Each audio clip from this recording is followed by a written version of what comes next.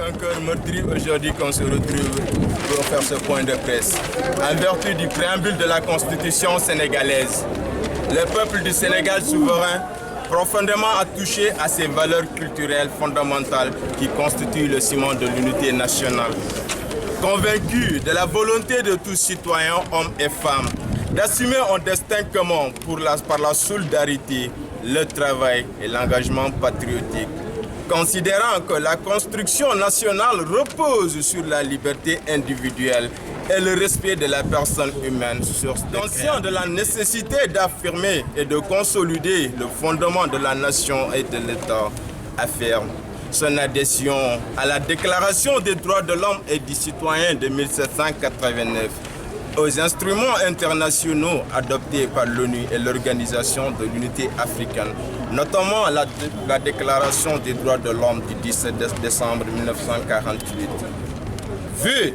l'article 8 de la Constitution sénégalaise, la République du Sénégal garantit à tous les citoyens les libertés fondamentales, les droits économiques et sociaux, ainsi que les droits collectifs. Nous, les étudiants, la jeunesse, les notables et ressortissants de Kédougou à Dakar, se joignons à celle de tous les citoyens épris par la justice pour s'indigner et condamner vigoureusement l'assassinat de feu Yamadou Sagna, jeune de 24 ans, par les douaniers hier. Les informations telles qu'elles nous ont été rapportées nous recommandent d'adresser à la douane, aux autorités étatiques, nos vives préoccupations, indignations et protestations. Dans un pays comme le nôtre, le Sénégal, régi par des lois et règlements, nous ne comprenons pas des hommes qui agissent au nom de la loi puissent agir de la sorte. Ça doit s'arrêter! Et au regard des actes posés jusque-là, notre région, Kédougou, est dans les faits une localité sans loi et des citoyens vivent entièrement à part. Pour preuve, en décembre 2008, les militaires ont abattu Feu Sinan Sidibé. En août 2012, Feu Kekuta Sidibé, un sourd-muet, et dans les liens de la détention préventive, a été battu à mort par les gendarmes. Puis en 2014, Feu Mamadou Doudou Diallo, un détenu est tué à bout portant dans un terrain de foot par les gardes. Il y a une dizaine de jours, les douaniers, affamés, sans tenue ni carte professionnelle, ont fait irruption dans une cage, agressé, torturé et chipé les 6,5 kg d'or des jeunes regroupés en GIE. C'est pas normal. En empochant 10 millions contre remise de leur ordre. Or, comme si cela ne suffisait pas, hier, les mêmes douaniers retournent, récidivent et battent le jeune Yamadou Sagna, unique fils d'un papa handicapé. Les jeunes et populations, les gendarmes, tels des signares, ont chargé des gens. Le bilan est sans rappel, 43 cases de cette maison brûlée. C'est trop, c'est trop. Des récoltes emportées par les flammes. Est-ce que c'est Kédougou mérite? Non, pas du tout. Il ne reste que la police, en sus de la corruption de toute l'administration dans la région, pour compléter la liste des corps militaires ayant versé le sang qu'est de vin, pour marquer leur empreinte et leur passage dans notre localité. L'administration semble décidée car elle foule au pied la dignité des braves jeunes, des populations qui ne demandent qu'à vivre des richesses de leur sous-sol. Assez!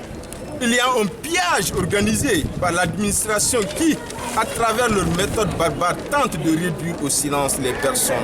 Les populations continuent d'être persécutées, opprimées, humiliées, maltraitées, étouffées afin de s'enrichir. Si les hommes de tenue, malgré tous les assassinats perpétrés depuis 2008, ne permettent de tuer à nouveau pour un rien les jeunes de Kédougou, c'est qu'ils sont protégés par la hiérarchie. bu am ñaar fukki at ak ñeent moom la douanier boom ci boom boo xam ne bal fetal lañ ko dóor su nekkoon day sàcc wala mu rey nit mën na nangu wante koo xamoon dafa demoon day daani dooleem nekkoon yaakaaru xamem dem di daani dooleem ñu jàpp matériel am mu dem di laaj matériel am ñu dóor ko bal donc je pense loo gis fàttaliku da ciy baax ndax du tey du benn bii mooy ñeenteelu yoon bi ñuy boom suñuy bopp ndax soo leen fàttalikoo 2008 rey nan suñu rak Sinda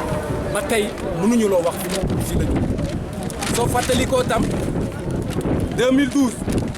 rey nan Kékouta Sidibé koo xam ne dafa tëx mënul wax ñu jàpp ko yóbbu ko gendarmerie bundu xataal ko ba mu dee biir gendarmerie waxatuñu dara 2014 sunu rakk tam Mamadou Doudou Diallo dafa nekkoon ci loxoy buur mu génn ñu ne dafa rëcc bi ñu ko gisee jàppuñu ko ñu dóor ko bal mu dee boobu tam ba nii waxuñu si dara Dembo Ndiaye ñu boob sunu rakk tam Ndiamadou Sagna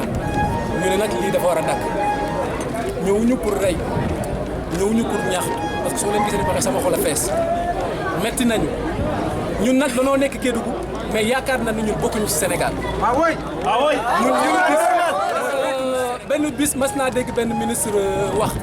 muy Seydou Gueye mu ne waa Kédougou ñi ngi dund ci exploitation or su nekkee rey suñu waa Kédougou mooy dund ci exploitation or dinaa ne ko waaw su nekkee ñun ñi nekk waa Kédougou defaluñ ñu joxuñu ñu liggéey joxuñu ñu lekk ñu dem di daani doole ñu ñuy boom parce que soo leen fàttalikoo tam mbiru exploitation or bi ñoom ñoo ko defoon ay règle ñoom ñoo ne woon dafa bari woon problème léegi il faut ñu def ko ay règle mooy lan soo amee junni da ngay am permis mooy dañ lay bàyyi nga exploité xale yi bërki mat na 10 jours tam am na ñoo xam ne doyen yi dañ leen a fekk seen kër ay GIE la organisé wu am seen ticket pour wut or wut seen or ba am juróom-benn kilo ak xaaj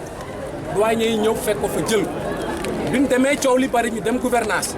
ñu waxtaan ak ñoom ñu ne léegi da ngeen ñu ci jox 10 millions loolu fu ñu ko bind. loolu sàcc la Corruption. loolu ger la lii nag dañuy interpeller monsieur le président parce que ñun ñëpp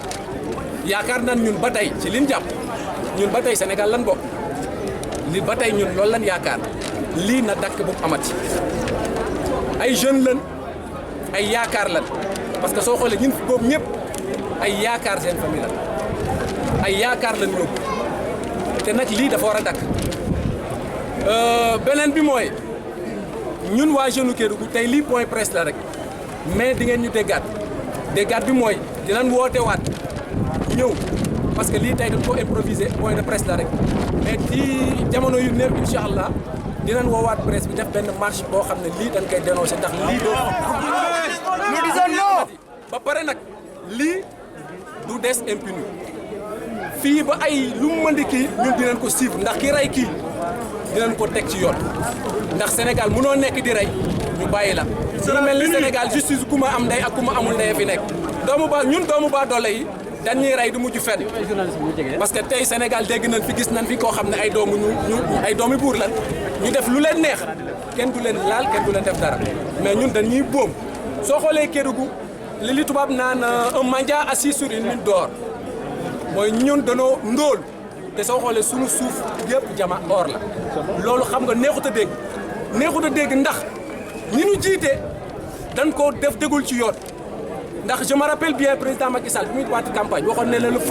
le fonds social minier daf koy dénk collectivité locale yi je pense loolu rek suñu ko defoon dina jàppale waa Kédougou. Il l'a pas fait. parce que soo xoolee Kédougou amul yoon yu baax Kédougou amul liggéey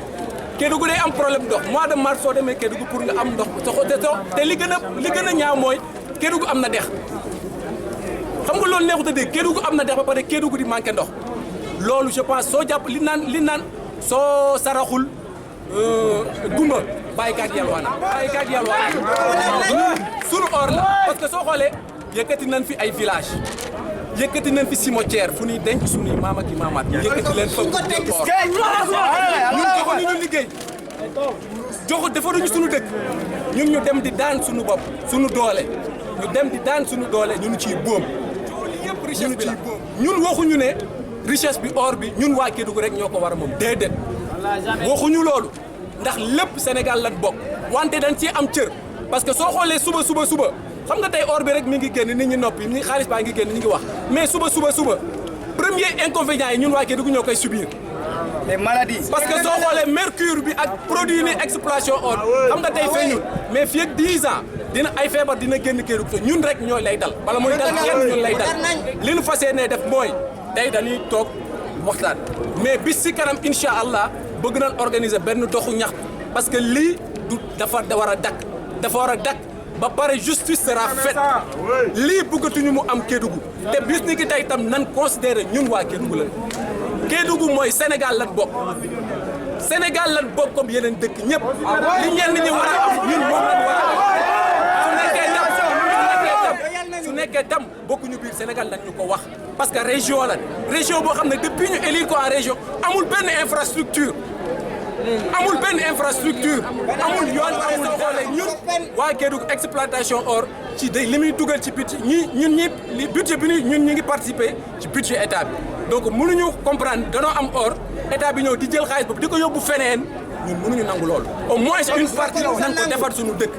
ba pare képp ku nu boom nan ko leeral kii moom xaw ma bande wante Yamoudou Sagna c'est un point de presse qui a été organisé je pense dans un délai court inchallah on va s'organiser